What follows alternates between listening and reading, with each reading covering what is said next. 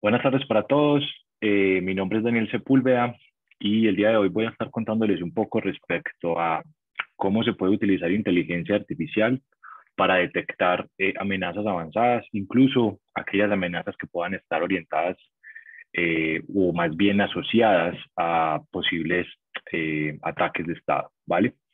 Entonces, un poco para recordarles respecto al contexto de nuestra compañía. Somos una compañía que llevamos ya bastante tiempo en el mercado. Fuimos fundados en el 2013, en donde desde ese entonces hemos tenido un crecimiento importantísimo en todo el mundo, ¿vale? Algunos de nuestros reconocimientos los pueden ver en este momento en pantalla. Eh, y sin mucho preámbulo, quisiera concentrarme por un segundo en esto, ¿vale? En donde primero quiero hablar de lo que hemos visto, de cuál es el panorama de amenazas para este 2022, a partir de todo lo que hemos identificado en años anteriores y de las tendencias que estamos viendo en el día a día y de cómo a nivel mundial ha venido evolucionando el conflicto geopolítico a nivel cibernético, ¿vale? Eh, y lo primero y lo más importante para mí sería que los ciberataques en América Latina están creciendo en un 24%.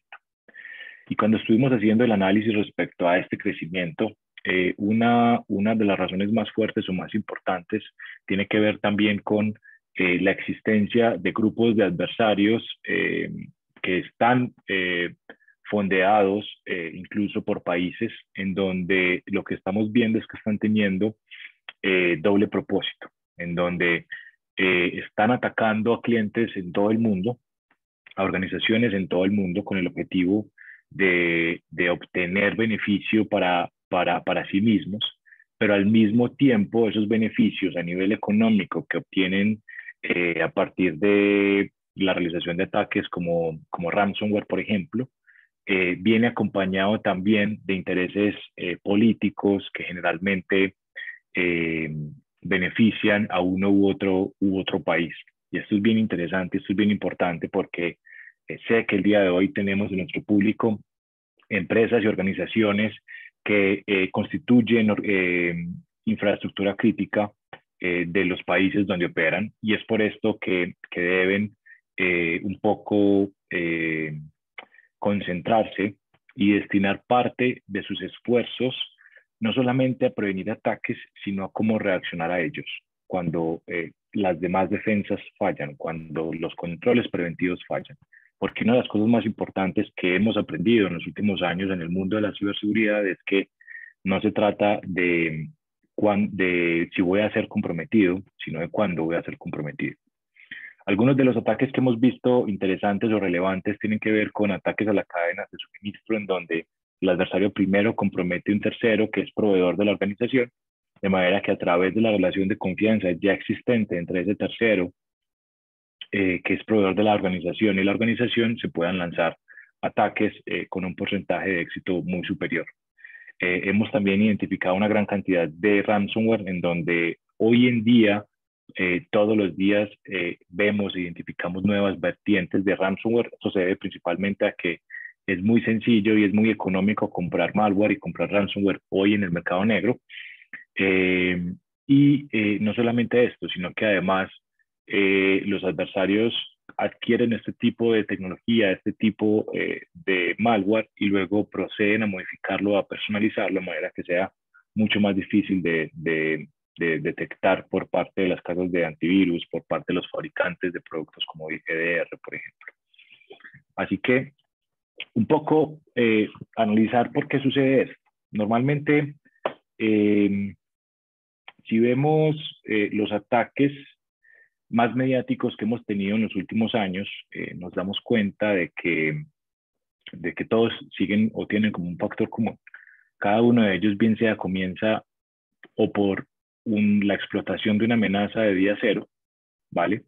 O por la utilización de ingeniería social a través de algún canal para poder comprometer a un empleado y a partir de ese compromiso inicial continuar con las actividades internas y con el compromiso y con los objetivos que se tienen al intentar atacar a esa organización, ¿vale?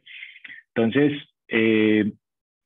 Estas dos técnicas o estos dos tipos de ataques tienen algo muy interesante y es que generalmente cada vez que se ejecutan son nuevos. Es decir, cada vez que se explota una vulnerabilidad de día cero, todas las organizaciones desde el punto de vista preventivo son susceptibles de ser atacadas.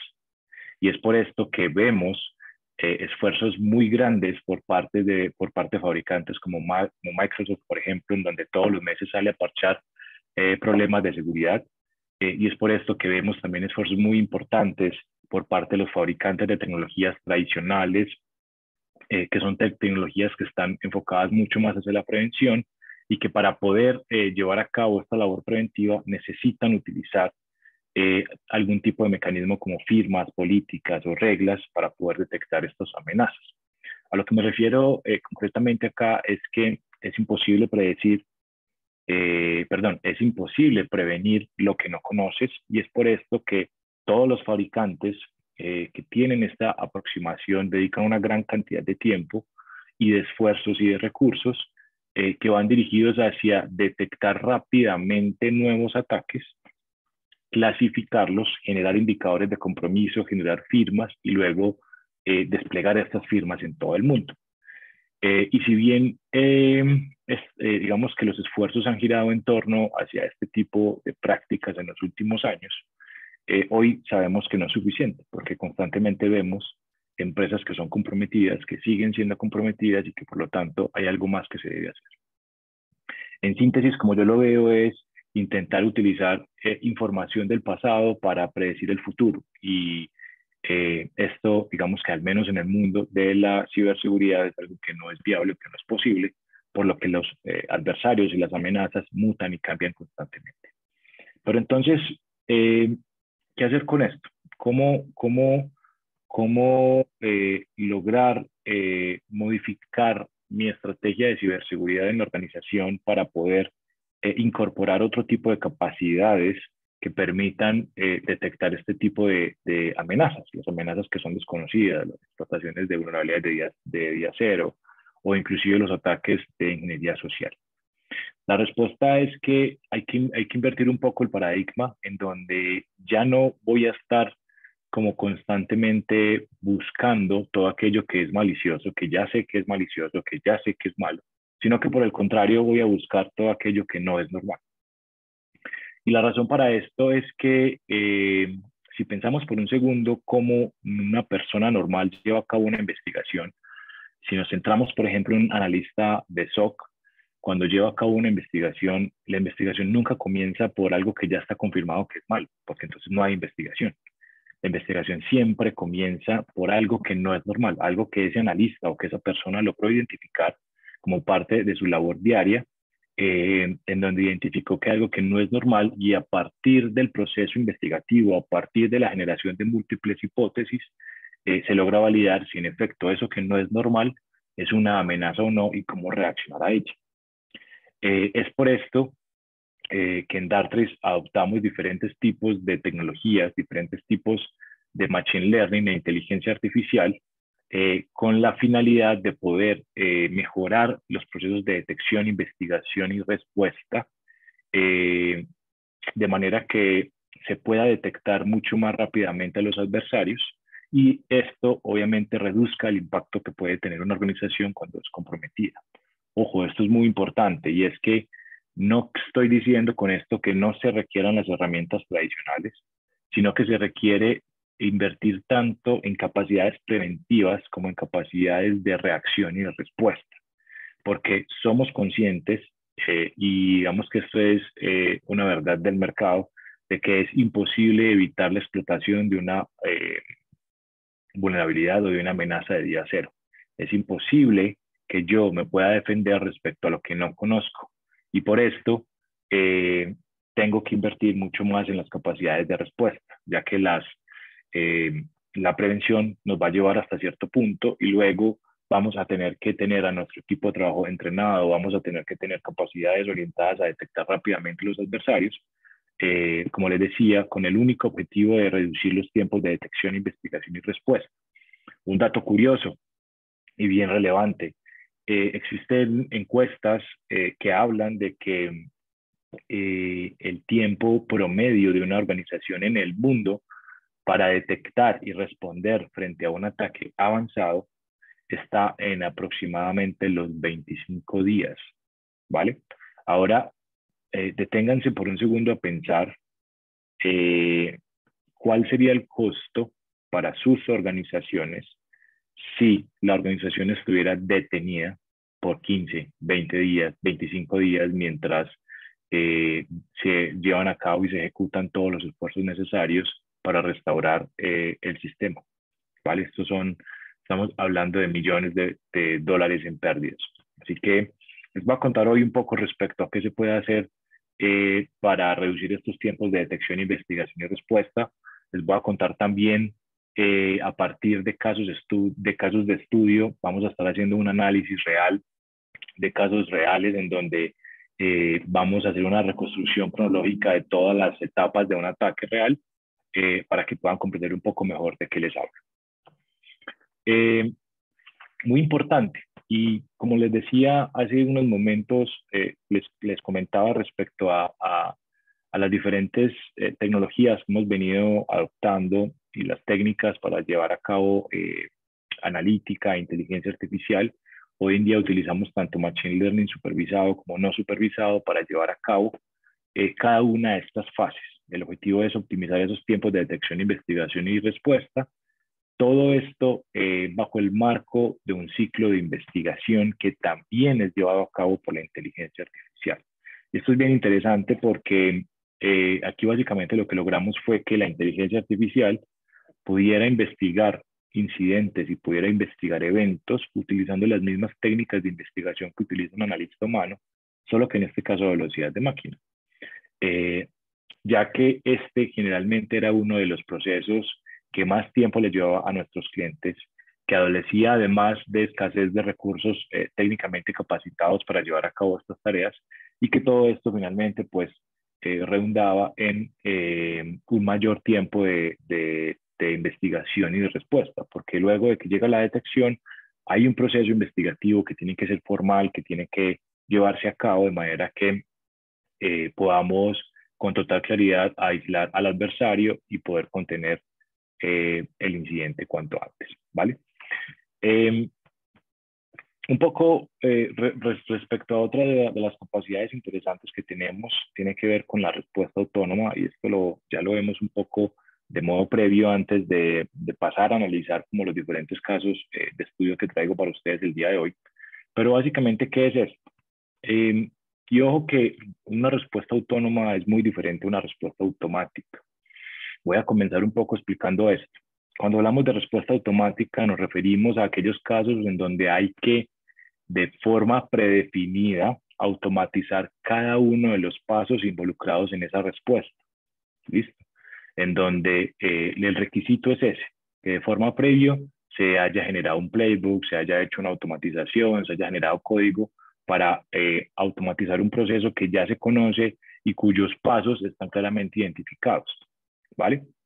Pero ¿creen ustedes que esto es algo sostenible sabiendo que los adversarios cambian constantemente, sabiendo que las técnicas cambian constantemente, sabiendo que día a día se genera nuevo malware? ¿Creen ustedes que esto es sostenible, que tener playbooks para cada una de esas amenazas es sostenible? La respuesta es que no. Y es por esto que en Dartres hoy en día hacemos algo que es muy diferente, y es la respuesta autónoma. ¿Qué es esto? Es la habilidad de poderle dejar ese tipo de decisiones a la inteligencia artificial. Y aquí realmente cuando se habla de inteligencia, porque hablamos de inteligencia cuando luego de un periodo de aprendizaje, la inteligencia artificial está en la capacidad de tomar decisiones por su propia cuenta. Aquí es realmente cuando se habla de inteligencia. Y es quizá en este módulo, en el módulo de respuesta autónoma, donde lo vemos con mayor claridad. ¿Por qué? Porque desde el momento uno en el que comenzamos como con todo el aprendizaje de los comportamientos asociados a cada uno de los dispositivos y correos electrónicos que estamos modelando y los cuales estamos aprendiendo, desde ese momento nosotros comenzamos a desarrollar una comprensión del comportamiento normal, de todo esto.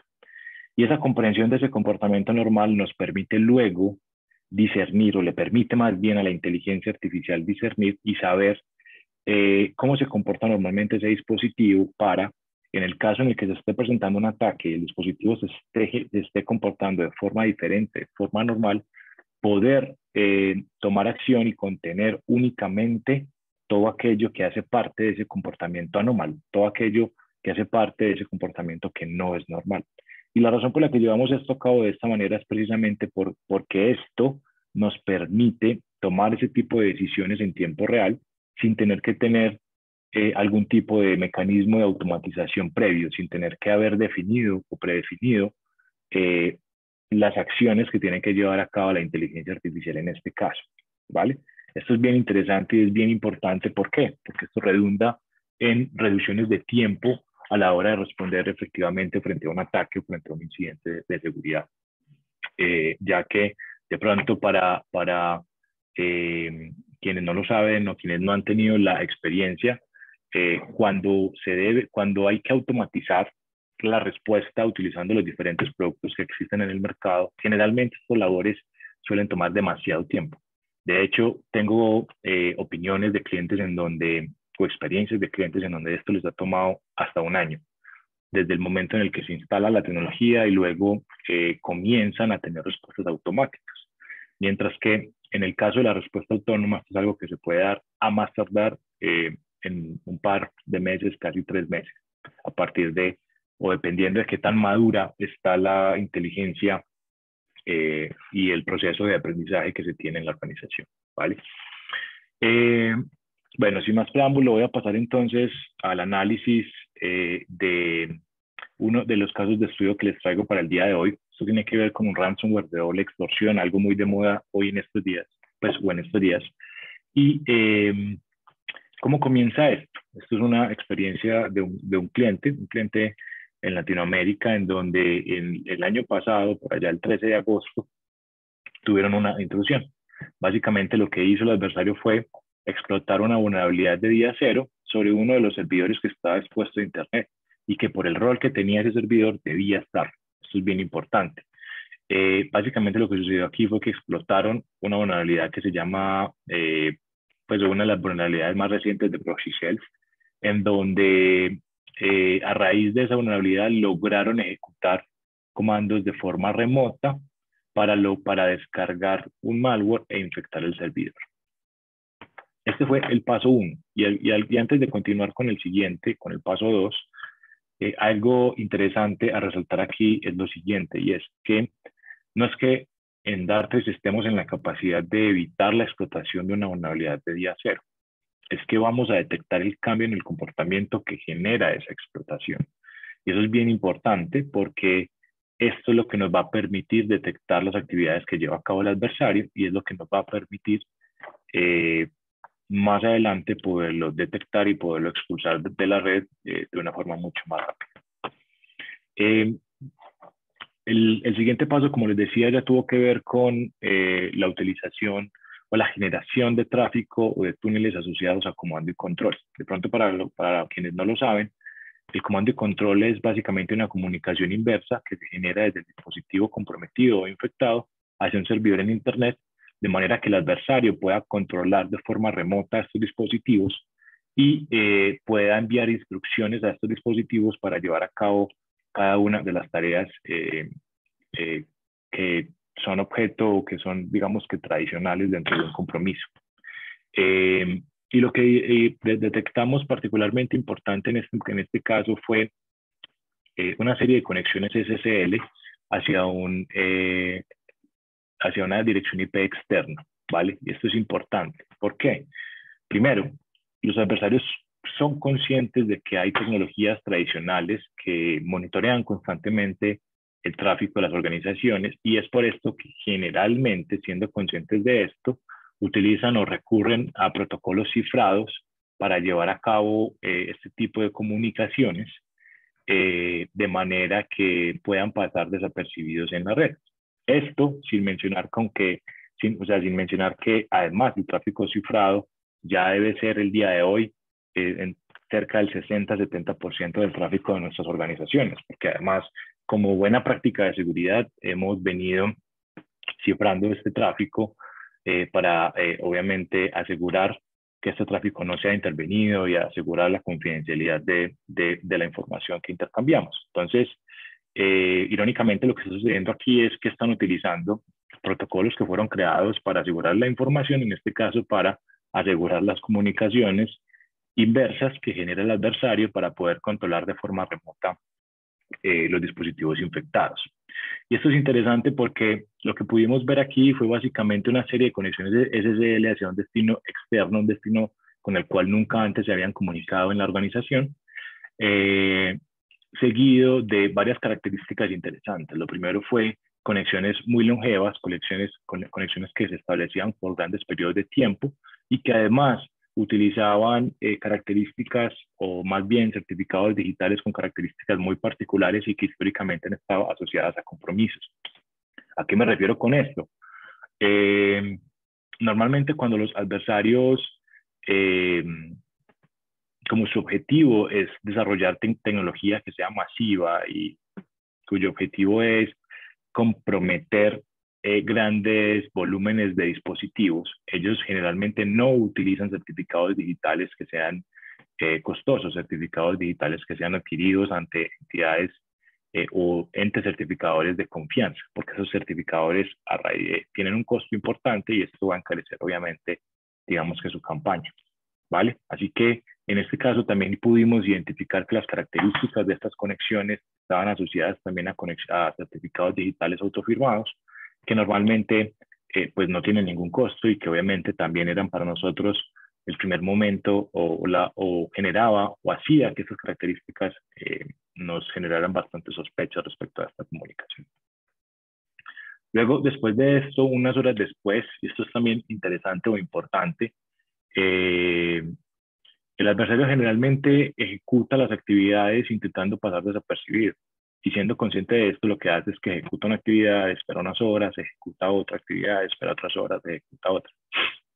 Y lo que vimos en este caso, pues no fue diferente. Miren que la comunicación de comando y control comenzó por allá el 13 de agosto a las 8 de la noche y el movimiento lateral comenzó el 14 de agosto a las 6 de la mañana, ¿vale? En donde aquí lo que pudimos identificar fue una serie de actividades orientadas hacia escaneo de puertos, hacia, digamos que labores más de reconocimiento interno. El objetivo del adversario ya en este punto era reconocer o identificar qué otros dispositivos había en la red, identificar cómo puede también comprometer esos dispositivos de manera que pueda extender el control de esa red. Y para ello, pues y aquí en este caso detectamos una serie de peticiones a través de ICMP, detectamos también una serie de información o utilización de protocolos asociados al protocolo de compartir archivos de Microsoft, eh, además de la instalación de herramientas adicionales. Una de las actividades más relevantes o más importantes que lleva a cabo el adversario, sobre todo durante esa fase de reconocimiento, es instalar otras tecnologías, o más bien que otras tecnologías, otras aplicaciones u otras herramientas adicionales que le permiten a él controlar mucho más fácilmente el dispositivo. Y para ello lo que vimos en este caso fue que instaló AnyDesk. AnyDesk es una herramienta muy conocida utilizada para la realización de escritorio remoto, para controlar de forma remota un dispositivo, además de Cobalt Strike, que es un framework que permite tener muchas más funcionalidades alrededor de los túneles de comando y control, ya que inclusive se puede generar túneles de comando y control a través de protocolos como HTTP, HTTPS y DNS, ¿vale? Algo y una aclaración muy interesante y es, si ven en pantalla, debajo de la línea que está en negrita, pueden ver ustedes como una serie de modelos matemáticos que son básicamente la manera como hacemos las detecciones o como modelamos el comportamiento en Darktrace. Y básicamente lo que esto significa es alertas que generó la tecnología en cada una de esas fases. Entonces piénselo por un segundo. Estamos viendo que básicamente unas horas después de iniciado el compromiso generamos la primera alerta, que fue la alerta asociada al túnel de comando y control, en donde identificamos unas conexiones a través de SSL con unas características bastante sospechosas. Luego, después de eso, identificamos casi 12 o generamos casi 12 alertas diferentes asociadas a todo ese comportamiento anómalo que estábamos identificando y que estaba asociado a movimiento lateral en ese momento, ¿vale? Piensen también respecto al beneficio que puede tener o que pueden tener los analistas del SOC cuando reciben este tipo de información, en donde obviamente esto les va a permitir reaccionar mucho más rápido y les va a permitir saltar a otras tecnologías para complementar además como la investigación y poder tomar acción. Una vez finalizó la parte de movimiento lateral, el adversario continuó con la parte de exfiltración de información. Ya esta es una de las actividades casi que finales de este tipo de ataques, en donde básicamente aquí el objetivo es subir la información hacia donde esté en Internet, de manera que el adversario luego pueda extorsionar al cliente o la organización, bien sea con el propósito o con el objetivo de como publicar esa información en Internet, o bien sea con el objetivo o el propósito de descifrar la información. Entonces aquí lo que pudimos identificar fue una subida de información de forma masiva. Esto sucedió entre el 14 y el 18 de agosto. Eso fueron varios días donde vimos una serie de peticiones hacia Mega y nuevamente debajo de la línea negrita ven cada uno de esos momentos en donde generamos alertas. Quiere decir que durante esos 4 días estuvimos generando alertas de forma constante utilizando esos modelos matemáticos que ven en pantalla.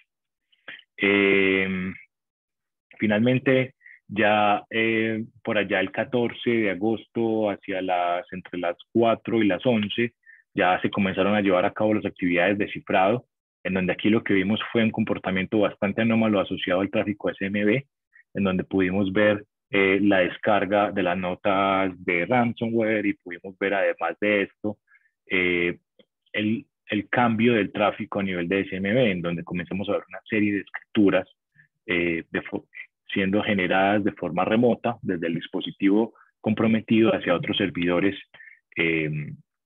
durante todo ese proceso, pues como descifrar la información. Así que esto que ven ustedes en pantalla es la reconstrucción de un ataque real, un ataque asociado a Conti, en donde, como ven, este ataque se pudo haber contenido desde el paso 2. Esto es bien importante. O sea, se pudo haber contenido apenas unas horas después de que el incidente hubiese comenzado. Y esto es fundamental y esto es muy importante porque esto obviamente les va a permitir como organización poder reducir esos tiempos de detección, investigación y respuesta de forma efectiva para reducir finalmente el impacto asociado a un incidente de seguridad. Porque recuerden que ya no se trata de si voy a ser comprometido, sino cuándo. Y es por esto que tenemos que invertir también en capacidades de reacción, en capacidades de respuesta, no solamente a nivel de tecnología, sino también a nivel de entrenar el equipo o las personas que constantemente están llevando a cabo estas actividades de investigación y de respuesta. Un ejemplo de cómo se pudo haber neutralizado ese tipo de ataques, y hablo de esto, ¿por qué? Porque normalmente tenemos clientes que adquieren como nuestras capacidades de detección e investigación y clientes que adquieren las capacidades de detección, investigación y respuesta. Para aquellos clientes que tengan o que adquirieron nuestras capacidades de respuesta, me refiero al módulo de antígena, vamos a poder tener respuestas de este tipo en donde básicamente la inteligencia artificial va a tomar la decisión de bloquear ese tipo de actividades en el momento en el que se presenta. Y esto es interesantísimo porque esto lo que implica es que no van a tener que tener a nadie pendiente de la tecnología 24/7 para poder contener. La tecnología va a poder llevar a cabo este tipo de actividades y esto obviamente va a redundar en un menor tiempo de respuesta para ustedes. Lo que vemos en pantalla es una intervención donde Antígena bloqueó una serie de conexiones anómalas y puso en cuarentena el dispositivo afectado. Aquí hay un mundo de posibilidades.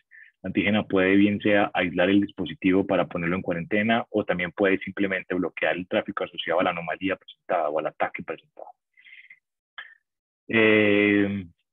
Vemos también algo de correo electrónico. Esto es bien interesante. ¿Por qué? Porque si uno analiza sobre todo las amenazas que están más de moda en este momento, su principal vector de ataque es el correo electrónico, y lo que hacen es bien sea comprometer a un tercero que hace parte de la cadena de suministro, o atacar directamente a la organización a través de correos muy bien elaborados, con enlaces alojados en sitios que nunca han estado clasificados como maliciosos y que por ende son bastante difíciles de detectar por las herramientas tradicionales. En estos casos, la inteligencia artificial y sobre todo antígena también es muy buena tomando acción y conteniendo este tipo de cosas, ya que el análisis del comportamiento también lo llevamos a cabo en el correo electrónico y nos permite, a partir del análisis de las características del correo, poder tomar decisiones respecto a qué se debe bloquear y qué no, sin la necesidad de utilizar listas negras, sin la necesidad de utilizar firmas, sin la necesidad de estar actualizando constantemente qué es bueno y qué es malo. Y esto es fundamental porque piensen por un segundo cuánto tiempo se dedica una persona al interior de sus organizaciones a mantener este tipo de tecnologías actualizadas. Y aún así, estoy seguro que siguen recibiendo ataques de este tipo, siguen recibiendo ataques de phishing que saltan y que pasan los controles de seguridad existentes. Así que esto básicamente lo que quiere decir es que hay que combinar técnicas de detección y de contención en donde lo ideal es que puedan contar con tecnologías que se basen en firmas, pero también puedan complementarlas con tecnologías que analicen el comportamiento y que permitan contener este tipo de ataques de forma rápida y de forma efectiva. Algunos recursos adicionales e interesantes asociados a Darktrace, les recomiendo que pasen por nuestro blog, van a ver ejemplos y casos de estudio así como el que estudiamos el día de hoy, y esto les va a permitir obviamente como resolver sus dudas. Además de esto, también les dejo mis datos de contacto en pantalla, de manera que puedan obviamente escribirme en caso tal de que tengan alguna duda o alguna inquietud, o en caso de que quieran que tengamos una reunión más adelante para aclarar dudas o para profundizar en algo. Así que con esto me despido y muchísimas gracias por su tiempo.